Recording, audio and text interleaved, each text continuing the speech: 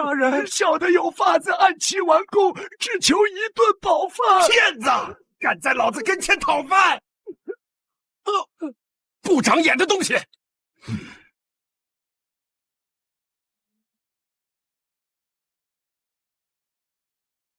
哥，快吃！我跟爹分了一个，他让我先给你送过来。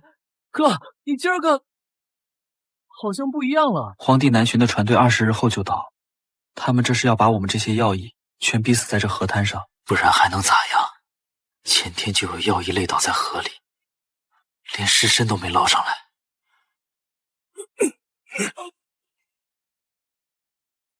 觉醒技能命数亨，触碰他人可亏近期祸福，消耗自身寿元。凌霄，陪我去找马彪。你没看见那老头的下场吗？去了就是送死。横竖都是死，不如赌一把。好，我跟你去。大人，小的有事求见。怎么？你也有法子疏通河道？小的前几年流落时遇过游方先生，学过2招卜算本事，如今快撑不住了。临死前想为大人算一卦，只求卦象应验后，您能照看下我弟弟和蝶。哦，不要赏钱，只求亲人平安。过来，找个僻静处。都散了，别围着。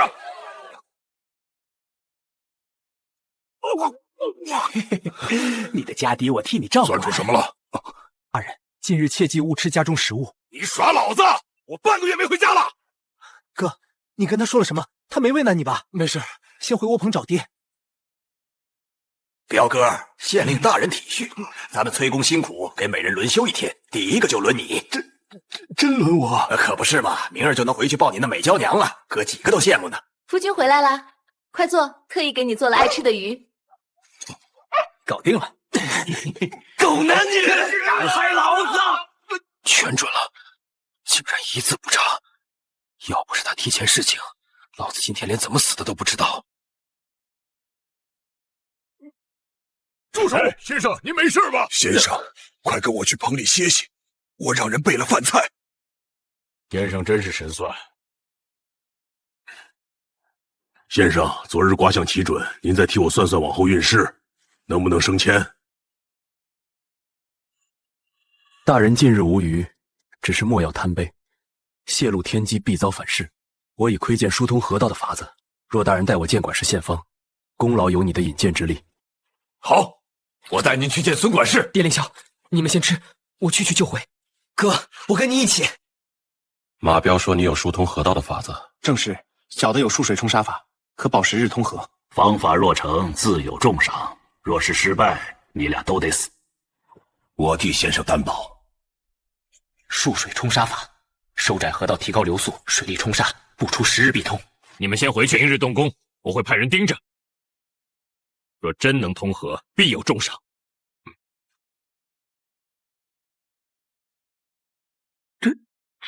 真是监工赏的。爹凌霄，快吃吧，往后咱们不用再吃咸土的稀粥了。好啊，这河水我定要引流疏通，这注定的命运我定要亲手改写。想抢，先掂量掂量自己的骨头够不够硬。孩子，快跟爹往后退点，千万别被卷进去，这可不是咱能惹得起的。尽管吃，监工就在那边棚子底下盯着呢，谁敢动歪心思？这辈子没想过还能尝到肉味儿。儿啊，咱们命不该绝。哥，要是天天都能这样，我就不用拼着挨揍去抢粮了。以后不用抢了，哥一定想办法让咱们父子3人安稳过日子。地下南巡船队20日后必过大戴河，可眼下河道淤塞成这样，非得开挖拓宽才能疏通，这点时间根本不够。刘大人是宫中派来的人，此番提前南下打点沿途事宜，务必谨慎，莫出半分差错。沈大人，当务之急，世家派人守昼夜赶工。附近各县的囚犯能征调的都已征调殆尽，再要人手就只能动平民了。可春耕在即，强征农夫开河，轻则误了农时，重则激起民变啊！工地上的孙管事求见。滚出去！他不在一线督工，跑到这儿来添什么乱？沈大人稍安勿躁，孙管事敢在这紧要关头离开工地，想必是有要事禀报，不妨听听再做定论。让他进来！你不在工地，来这儿做什么？大人，属下找到疏通河道的法子了。什么法子？快说！属下这就给大人复述，再给大人讲解图纸。好，太好了！快传我命令，召集所有公头与文书，即刻到正堂议事。按此方案连夜赶工，若能如期疏通河道，所有人都有赏，有功者可减免罪。不过一炷香的功夫，2位鬓发染霜的老工匠便气喘吁吁地赶到了。刘师傅、李师傅，你们深耕营造数十年，快瞧瞧这法子，能不能疏通大禹带河的？刘匠头俯身眯起眼，指尖点着图纸上的标注，反复端详，又拉着李公曹退到一旁，压低声音说：“为大人，单看图纸上的导流设计与河道收摘方案，对付这淤塞河段，确实有几分道理。只是此法对工序要求极高，稍有偏差，便可能功亏一篑，半点容不得马虎。”沈县令闻言正要应声，目光却瞥见一旁的柳青瑶神色异样，他并未关注图纸上的功法，反倒凝眸盯着那些落笔的字迹。这字比例遒劲沉稳，结构规整，倒不是寻常劳工能写出的手笔。话音落，他便敛去异样神色，语气恢复了平日的淡然。事已至此，再无退路，只能冒险一试。孙管事，你即刻返回工地，连夜组织徭役动工，每一道工序都要亲自盯记。属下遵令，定不辜负大人所托。次日天刚蒙蒙亮，我的1日休假便草草落幕，再度被裹挟进疏通河道的徭役队伍里。手里的铁铲刚落下没几下，监工突然扯着嗓子喊停，众徭役皆是一愣，茫然的抬起头，就见孙管事弓着腰，恭恭敬敬地引着沈县令走来，柳青瑶则坠在2人身后半步之遥，素雅的衣裙勾勒出窈窕身段，步履轻缓间，惹得不少徭役暗自心痒，目光粘在他身上挪不开。马彪趁机挤到我身边，飞快地将一个油纸包塞到我手里，压低声音急道：“本管事给的，里面是肉包，他特意吩咐让你少说话，多干活，别乱攀扯功劳。”我接过油纸包，神色平静地点了点头，这一切本就在我的预料之中。马彪望着我波澜不惊的模样，到了嘴边的话又咽了回去，最终只重重叹了口气，眼底满是不解与担忧。他大抵是在想，明明是我想出的法子，功劳却被孙管事抢了去，我竟还这般沉得住气。可他哪里知道，此事若成，等待孙管事的绝非嘉奖，反倒可能是杀身之祸。我抬眼望向不远处意气风发的孙管事，眼底掠过一丝冷意，目光沉沉。孙守仁，动手吧！本官把这事托付给你，可别让我失望。大人尽管放心，属下亲自督工，保准按时疏通河道，不耽误陛下南巡。第一组，随我往下游300步，开挖导流渠，渠身必须够深够宽，不许偷工减料。第二组抓紧备料，柳条、石垄、沙袋注意轻点，在主河道两侧筑2道临时堤坝，把活面缩窄。沈县令站在一旁观望，目光扫过那些简陋寒酸的材料。大人，就靠这些粗陋的柳条、沙袋，真能成事？成不成，等水流起来便知。孙管事站在堤坝旁，望着渐渐被收窄的河面，嘴角早已咧到耳根。通了，真的通了！大人你看，成了，终于成了！沈县令的报将，朝廷的升迁，全都近在咫尺，触手可及。不远处，我那弟弟也看得目瞪口呆，满脸难以置信。唯有我望着这一切，嘴角勾起一抹冰冷的冷笑。就在河道被收窄至原先30%，水流速度陡然激增，浑浊的泥浆正顺着急流快速消散之际，意外毫无征兆地发生了。湍急水流冲出窄道的刹那，骤然旋出一个深不见底漩涡，且愈发湍急，两侧水流因势能不足见缓，河底泥沙竟飞速在两岸淤积，越堆越高。一名老工匠见状，脸色骤变，不对劲，水流全区在中央打转，两岸淤塞反倒更严重了。孙管事脸上的狂喜瞬间凝固，僵成一副滑稽的模样。他慌忙嘶吼着下令再缩窄河道，妄图靠提速挽回局势，可水流依旧乱旋，两岸泥沙越积越厚。孙管事彻底乱了阵脚，冷汗浸透衣背，嘴里喃喃自语。柳青瑶上前一步，语气冰寒的诘问：图纸上泄洪点位、堤坝倾角、泄水孔排布都标注得一清二楚，你临场操作为何如此慌乱失序？我是初次用这法子，一时失措。休要狡辩，如是供出幕后献策之人，再敢隐瞒，便是欺君妄上，罪加一等。所有侥幸彻底崩塌，孙管事瘫坐在河滩上，颤抖着报出我是徭役里的他，是他想的法子。我很快被带到沈县令面前。这青鱼的法子，真是你提的？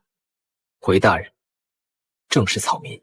法子看着有几分门道，却远为成事。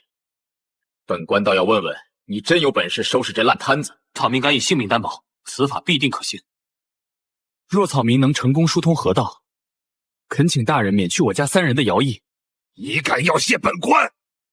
草民不敢，只是此法可保，河道多年畅通，祝陛下船队顺利通行。于大人而言，这是一笔稳赚不赔的买卖。哼！好，本官便与你赌一场，成了，不仅免你家徭役，再赏白银50两。败了，你与你父兄3人一律处斩。沈县令的话一落，河滩上瞬间鸦雀无声，唯有河水湍急的声响在耳畔回荡。我迎上他审视的目光，语气坚定无半分惬意。草民接下这场赌约。衙役与徭役们再度忙活起来。我指挥的步骤虽与孙管事大同小异，核心却做了关键改动，并未修筑2道平行导流堤，而是顺着河道的自然坡度，将堤坝调整成恰到好处的喇叭形开口。妙啊！这喇叭口世界地是让水流自然铺展，力道又晕又猛，比硬收河道靠谱多了。新堤坝筑成后，马彪皱着眉绕着堤坝打量，他偷偷瞥向堤坝上方。沈县令面色凝重，指尖无意识地轻扣着栏杆，显然对这改动仍存疑虑。柳青瑶也立在堤坝边，黛眉微蹙。他奉皇命南下督办此事，本是陛下对他的试炼。若河道疏通失利，毕生所求的机遇便会化为泡影。眼底藏着一丝不易察觉的焦灼。在场众人唯有我胸有成竹，这喇叭口导流之法本就是古法水利的精髓，绝非孙管事那般蛮干可比。开闸！衙役们迅速撬开临时拦水的木闸，河水裹挟着积蓄的势能咆哮而出。水流真的冲开鱼沙了！唯有孙管事缩在人群角落，脸色铁青的吓人，在心底不住诅咒水流再度淤塞，眼底翻涌着滔天不甘。此刻水流顺着喇叭口的角度精准冲刷河床，不仅卷走了中央的淤沙，连两岸堆积的泥沙也被顺势带领，冲刷速度比先前快了3倍不止。马彪瞪圆了眼睛，喃喃自语：就改了个形状，居然这么快就成了。沈县令攥紧了拳头，紧绷的脸上终于露出喜色，悬着的心彻底落地，这下自己的官位总算保住了。柳青瑶身子不自觉向前微倾，扶着栏杆的指尖微微松动，素雅衣裙勾勒出姣好曲线，在晨光下愈发夺目。他暗暗松了口气，想来这场试炼自己是过关了。我缓步走到沈县令面前，躬身行礼。小人幸不辱命，河道已彻底疏通。好一个幸不辱命！来人，即刻免去林家3人徭役，取50两白银赏他。孙管事躲在人群后，怨毒的目光死死盯着我的背影。在他看来，这份功劳本就该是他的，却被我一个徭役设计算计。他咬着牙在心底发誓，日后定要加倍报复回来。就在这时，柳青瑶整理好衣袍，缓缓朝我走了过来。柳青瑶缓缓理了理衣襟，迈着从容不迫的步子朝我走来。她周身自带一种居高临下的清冷气度，眉眼疏离却难掩身段柔婉，那股成熟女子独有的风情，引得河滩上不少男子目光发直。连妻妾满堂，见惯美色的沈县令也不自觉喉结滚动了一下，悄悄松了松腰间玉带，掩去眼底几分难以掩饰的燥热与局促。我垂手立在原地，暗自揣测他或许是要叮嘱河道后续管护事宜。那青鱼图纸上的字迹是你亲笔所写？回柳大人，正是草民亲手所书，粗陋笔墨，让大人见笑了。字迹周正，倒是难得。既如此，本官也赠你一份谢礼。话音刚落，他骤然转身，反手便抽走了身旁护卫腰间的佩刀，寒光乍闪间，动作快如疾风。众人还未反应过来，刀尖已直直刺入孙管事前胸。孙管事闷哼一声，便瘫软在地。他手腕微沉，干脆利落的拔刀，几滴鲜血溅落在素白裙摆上，衬得他神色愈发清冷。刘大人，孙管事是我心腹属官，即便有错，也该交由本官审讯处置。你怎能擅自动手斩杀？许久未曾动刀，手法倒生涩了些，险些没能一击致命，污了眼界。记住，沾草要除根，莫留后患。这就是本官送你的礼。沈大人方才说什么？我只顾处置这欺上瞒下、险些误了陛下南巡大事的蠢材，倒没听清。本官是说柳大人处置得当，正合章法。回去好生歇息，多补些吃食，养足精神。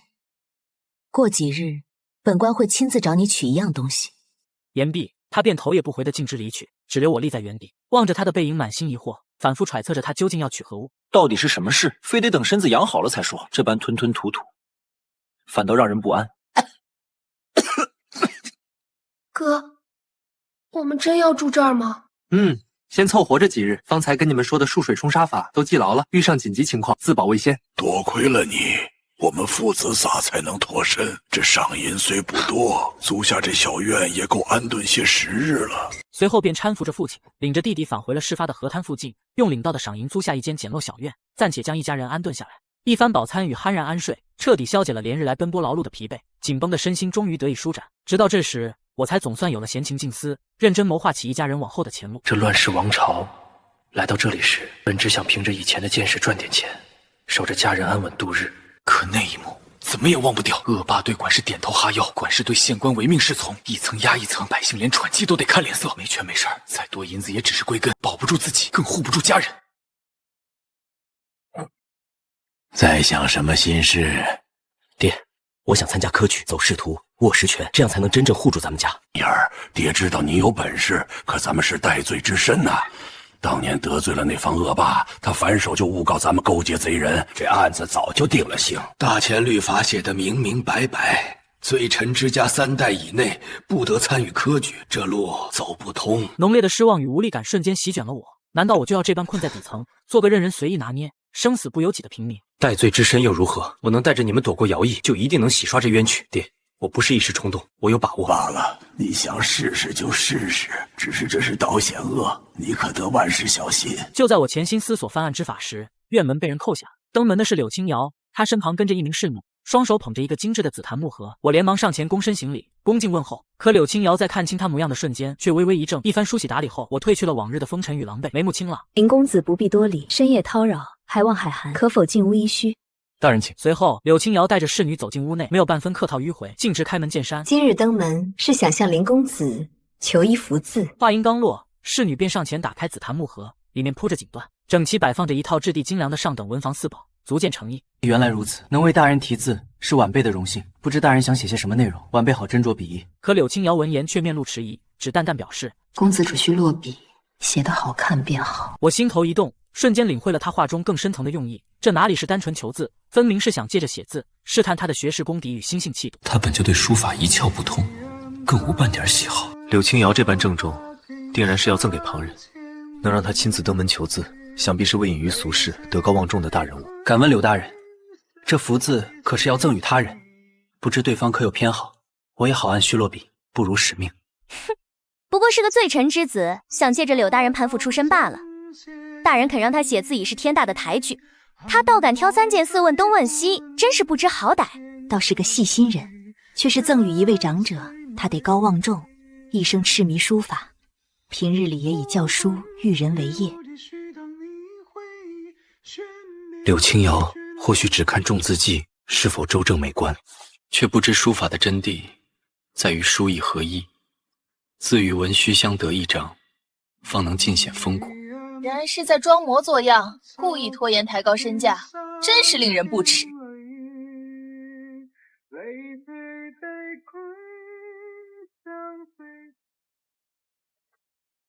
笔下笔画遒劲沉稳，贴捺如寒刃出鞘，力透纸背，一种他从未见过的字体，伴着诗句缓缓铺展在宣纸上。竹外桃花3两枝，春江水暖鸭先知。蒌蒿满地芦芽短，正是河豚欲上时。侍女不通诗句里的深层意蕴，却也被这字里行间的气度所折服。这字也太好看，自带一股清贵之气，竟比府里珍藏的名家字帖还要出众。轻点，小心将字卷好，妥善收好。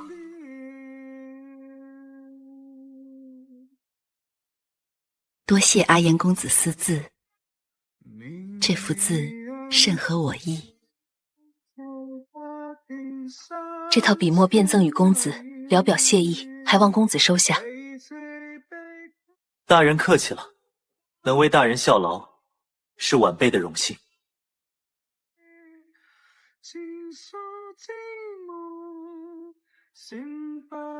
阿言，方才那位柳大人来做什么？我瞧着他还带了笔墨，莫不是来向你要了一幅字？柳大人登门求字，晚辈应下了。你的字，刘大人那般眼高于顶、对笔墨极为挑剔的人物，怎会看得上你的字？待我见他那般郑重的收起来，怕是要将这幅字奉若至宝了。这些笔墨虽说值钱，可换我一幅受金题写的苏轼诗，倒是他赚了。我本就不懂书法，只盼着能有依附入周老的眼，让他在陛下面前美言几句，帮我摆脱宫中不上不下的窘境。大人放心，您费了这么大心思搜罗来这些作品，总有一幅能被周老看上的。你不懂，周老是3朝帝师，即便告老还乡，也见惯了名家真迹，这些作品未必能入他的眼。事到如今，只能豁出去试一试，是好是歹，全看天意。小人，这符是那个刚脱罪的药医写的，没什么名气，要不要一并带上？这符字的风骨，我倒是喜欢，可他终究只是个无名无事的普通人。横竖都是试一试。与君共饮这杯中冷暖，谁人隔夜会逆水不断，人地挑灯寒天切勿阑珊。爷爷，您且看这漱水攻杀的法子。听闻先前玉对和河道鱼赌，便是凭借此法疏浚通畅，着实精妙至极。这般有真才实干的后生，如今已是十分难得。只可惜这般务实有才之人，大多出身平凡，难入朝堂为官，是实在令人惋惜。看来我们紫园向来偏爱饱读诗书、踏实肯干的君子，你如今也已到了适婚年纪，终身大事也该放在心上了。爷爷当初应允过紫园，若是谈及婚嫁，对方的才学学识定要胜过我才行。你天资卓绝，诗词书画样样精通，寻常才子哪能入得了你的眼？大秦近年文风凋敝，能与你比肩的俊杰难如登天。老爷，柳大人，柳青瑶来帖求见。爷爷，这位柳大人乃是奉了陛下旨意处理公务，即便不愿深交，也不妨见上一面。听完他的来意，再做打发也不迟。罢了，看在你的面子上，让他进来。晚辈柳青瑶，见过周老，见过周小姐。刘大人不必多礼，今日登门，可有要事？回周老，晚辈此次前来是寻了几幅书法作品，想请周老品鉴一二。非得你寻来沈燕之的墨宝，只是他晚年比例渐衰，这幅算不上佳作。这不是吴中才子陆丁瑶的笔记吗？张月他亲携此作登门拜访，被我拒在了府外，反倒让你寻到了。柳青瑶窘迫的手足无措，心中的希望已然渺茫。后续递上的几幅作品，周老的点评愈发简略，眉宇间还渐渐染上了几分不耐。就在他准备端茶示意送客之际，目光却忽然顿住，神色凝重起来。这字体瘦劲如风，撇捺是够，老夫竟从未见过这般风骨。虽说笔法还有几分生涩，但这份气韵分明有开宗立派的潜质，想必是作者独创字体，挣脱旧法束缚，以意才略显生疏。一旁的柳青瑶彻底愣住了，万万没想到自己最不看好的一幅，反倒得到了周老的青睐，而更大的惊喜还在后面。竹外桃花三两枝，春江水暖鸭先知。爷爷，这诗是称颂您洞察世事，温润通透，如春日生机般自有气度。周老听完孙女的解读，满心舒畅。好字好诗，说得好，管家。老爷，奴才在，将这幅字装标妥当，悬挂在书房正位。是老爷。柳大人有心了，陛下南巡在即，老夫会在圣上面前提及你此番迎驾的辛劳。柳青瑶又惊又喜，连忙躬身行礼。狂喜之余，他心中对这幅字的作者生出满心感激，脑海中浮现出那人清俊的模样，心头竟莫名泛起一丝悸动。就在这时，周老忽然开口询问这幅字的作者究竟是哪位名士。回周老，这幅字并非名家手笔，乃是线上漱水攻杀之法的林烟所写。什么？竟是他？既能以漱水攻杀之术整治河道，破解水患，又能挥毫写下这般具开宗立派气度的好字，这林燕到底是个何等深藏不露的人？老夫定要亲自见一见这个年轻人。几日后，林家的日子渐渐安稳下。哥，我在码头寻了份短工，每天要搬好多货箱，那些箱子落地声脆生生的，8成是陛下南巡带来的银子。说不定是些鎏金酒器、玉质摆件，未必全是银两。如今大秦境内灾民流离，废患猖獗，掌权者却依旧沉迷奢华，全然不顾百姓疾苦。眼下最要紧的是查清林家当年被诬陷的真相。可他身份低微，又背负着罪臣之名，连日来四处奔走打探线索，却屡屡碰壁，每一处都因他的出身与罪名将他拒之门外。就在林燕一筹莫展，近乎无计可施之时，柳青瑶派人送来邀约，请他到城中听雨轩一叙。林燕抵达雅间落座未久，柳青瑶便推门而来，脸上带着温和的笑意。林燕公子，今日请你来，是特意为那日的书法道谢。周老对那幅字极为喜爱。大人过誉了，不过是随手落笔的拙作，能入周老法眼，一时侥幸。令林燕万万没想到的是，柳青瑶为报答他的相助，竟从袖中取出一份卷宗，轻轻推到他面前，坦言这是回馈他的谢礼。林燕疑惑地翻开卷宗，看清内容后，瞬间双眼发亮，里面竟是林家当年被诬陷一案的相关证据。我既受了你的情，自然该还你一份心意。宫中有查阅陈年旧案的渠道，虽多费了些功夫，倒也不算棘手。林燕深知此事难度极大，连忙收起卷宗，郑重起身道谢，直言这份恩情没齿难忘。你先别急着道谢，即便有了这些证据，想要翻案也没那么容易。只凭这些证据便想翻案，远远不够。陛下的御驾船队不日便要抵达此地，你若能趁这段时机入得了陛下的眼，这桩旧案才有直通天庭众审昭雪的机会。林燕听毕，垂眸陷入沉思，一时没有言语。他正暗自盘算着要如何才能靠近御驾，引起圣上注意。既有指谋，又有真才实学，困在这一方小城之中，实在是屈才了。两人距离极近，柳青瑶身上一缕清雅的淡香缓缓飘来，钻入林燕鼻尖，让她不由得短暂失神。与柳青瑶辞别之后，林燕返回家中，竟看见许久未曾露面的马彪早已在院里等候。林兄弟，可算等着你了。今日我做东，请你喝酒，答谢你当初的救命之恩。林燕心中一转，便已了然。马彪是见识过他不算的林燕，想借此和自己维系交情，他当即痛快应下。席间闲谈，马彪感慨，多亏林燕献出的漱水攻杀之策，河道如今已基本疏通，恰好能赶在御驾船队到来前恢复通行。如此便好，原以为你能得闲歇息几日。谢啥呀？官府又只派我去码头负责迎驾时的秩序维护，虽累点，却也是个差事。酒不数轮，马彪果然按捺不住。林兄弟，你卜算的本事厉害，能不能再帮我算一卦，看看我这次接驾顺不顺利？林燕回想上一次卜算并未损耗太多寿元，便勉强应允，伸手搭在马彪的腕间，催动卜算之术。可不过片刻，他眼前骤然浮现出骇人的幻象：马彪倒在迎驾的码头之上，没了气息，周遭喊杀震天，一片混乱。幻象转瞬消散，强烈的虚脱感席卷全身。这一次卜算耗去的寿元远胜以往。林兄弟，你咋了？脸色这么差？林燕委婉规劝马彪推掉码头接驾的差事，切莫前往。可马彪只觉不解又郁闷，接驾不仅赏银优厚，周遭还有禁军层层护卫，怎可能生出祸事？林燕心知再多劝说也是徒劳，人命各有定数，便不再多言，匆匆与马彪道别离去。他第一时间赶往县衙，想将此事告知沈县令，提早防范。不料沈县令听闻后勃然大怒：一派胡言！驾驶已有本官亲自统筹，护卫不防严密如铁桶，何来凶险？你不过是立了点小功，便敢在此妖言惑众！来人，把他给我轰出去！无计可施的林燕只得转身前往寻找柳青瑶，而行至半路，他脑中灵光一闪，突然捕捉到一个被自己忽略的关键细节。天耀班好多货箱，那些箱子落地声脆生生的，八成是陛下南巡带来的银子。货箱清脆生香，硬邦邦的触感，不是皇家器皿，是刀剑兵刃。之前卜算到码头有凶险，定是刺客为接驾之日醒，此暗藏的。林岩公子这般匆忙到访，可是发生了要紧事？柳大人，大事不好！码头那些代运的货箱里藏的不是皇家御用器物，而是刺杀用的刀剑兵刃，接驾之日恐有刺杀变故。你这话可有凭据？不可随意妄言，惊扰人心。我弟弟在码头做短工，亲耳听到货箱落地的清脆声响，触感也绝非器皿重物。若不是暗中藏金，就是别有意图。大人，这是绝非小可。再结合我之前卜算到码头有致命凶险，两者印证，定然是刺客暗葬的兵刃。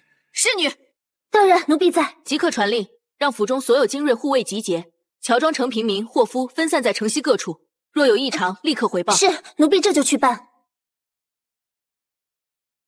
持我令牌，火速前往龙传，通报船上统领，做好万全戒备。一旦码头出现异动，即刻出手护驾。属下遵命。多谢林岩公子及时通报，若此次能化解危机，公子功不可没。青瑶姑娘无需言谢，守护百姓乃我本分，只盼一切顺利。之前林燕那小子还危言耸听，说码头会有刺杀，你看看，这般铜墙铁壁般的防卫，别说刺客了，就连一只可疑的飞鸟都飞不进来，真是小题大做。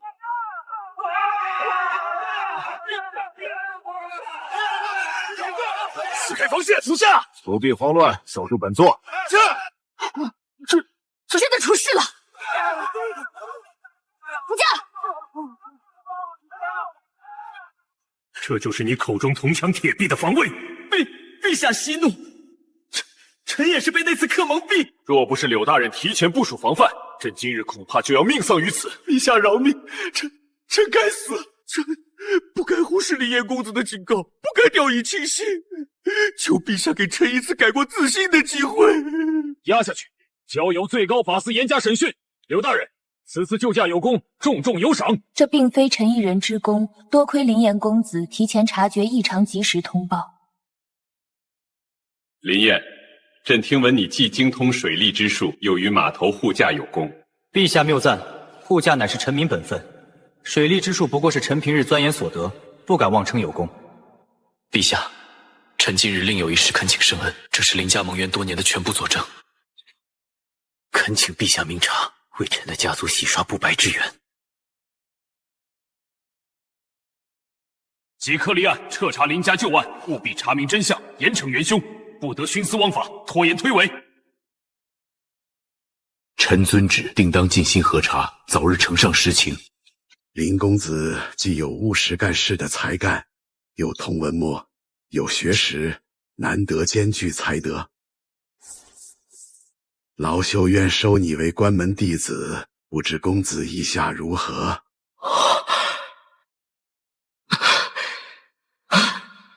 周老厚爱，弟子林彦愿拜入师门，潜心研习，不负周老期许。朕就思你同进士出身，准你入职工部，跟随周老潜心研习政务与水利之术，日后为朝廷效力。臣谢陛下隆恩，定当尽心履职，不负陛下信任。林燕，这是一些干粮与衣物，路途遥远，你好生照料自己。多谢柳大人费心。我在京城等你。哥，我听你的，决定投身军营，日后建功立业，不再让家里人受委屈。好，男儿志在四方，到了军营务必严于律己，奋勇争先，照顾好自己。咱家的冤屈总算要洗干净了，往后的仕途与人生就得靠你自己好好走了，坚守本心。儿子谨记父亲教诲，定当坚守本心，不负父亲与家人期望。客官，该起航啦！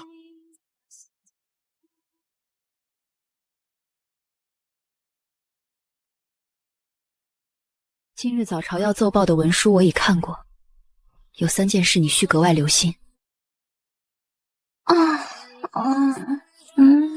青瑶姐姐，饮食才刚过呢，这崔夫君起身啦。夫君，你昨日那句句春风又绿江南岸，明月何时照我还还，还没写完呢。知晓了，待早朝归来，便把诗句补全，也听听你说的那3件事。